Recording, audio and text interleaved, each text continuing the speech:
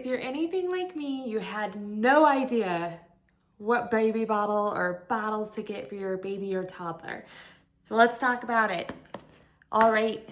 Now, okay, this mainly is going to be about toddlers because when it comes to baby bottles, you don't get to pick whether your child takes a bottle or nurses or what kind of bottle and nipple they prefer. My child just happened to end up wanting the browns and working from day one, and they were the shorter bottles than this with the white lids. We ended up buying the bigger packs as she got older and she liked them, and buying like all kinds of nipples for them. Well, that might work for some kids. Other kids, like mine, did not take other nipples. And normally this has like a little green thing in it that helps the airflow in the bottle. The issue with my child was not the airflow portion, but rather the nipple themselves. Even though she was like 9 months old and she's a year and a half now, we still have like 1s and 2s on her bottles. Sometimes we'll give her this type, the sippy cup type, but she carries her bottles upside down. And if you're a doctor watching this, you're probably dying right now knowing that my 1.5-year-old, we haven't weaned her off this kind of bottle yet, but I don't want my entire house drenched in milk, and she's gonna carry this upside down and flip it around. The flow of the 1 and 2 really mitigates that. Anything bigger than the 1 and 2, my whole house is covered in milk. It still does, but this was too much. And I'll give her mainly water in this with this lid, but we literally had to take these off and not let her carry the bottle around when she had these kinds of nipples on. Otherwise, my whole house was covered in milk. Now, moving on, we did get the Dr. Brown's water bottles as well. I have had 2 different versions of this. I lost the wider neck one on vacation. We kept leaving them behind.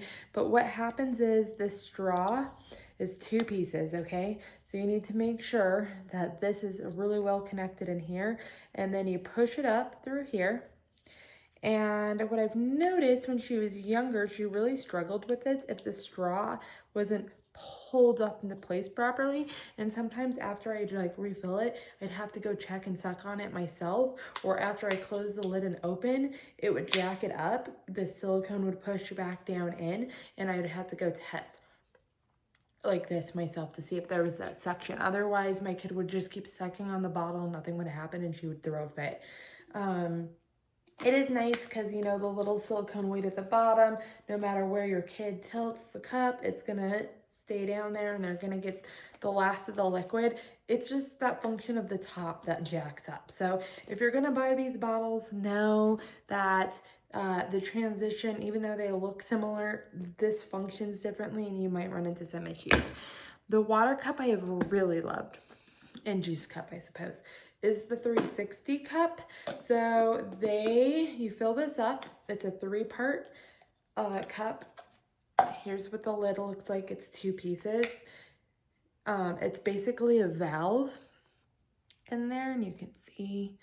So you push those together, they snap together, you screw this on, and then as long as your kid sucks, they will suction from any portion of this and pull whatever liquid out. We really like these because you can flip them upside down and they don't spill everywhere. The caveat to that being my child chucks them and it still gets liquid everywhere. So these are some of the bottles I've used. If you're looking at buying any of them, just know those are some of the issues with each of them.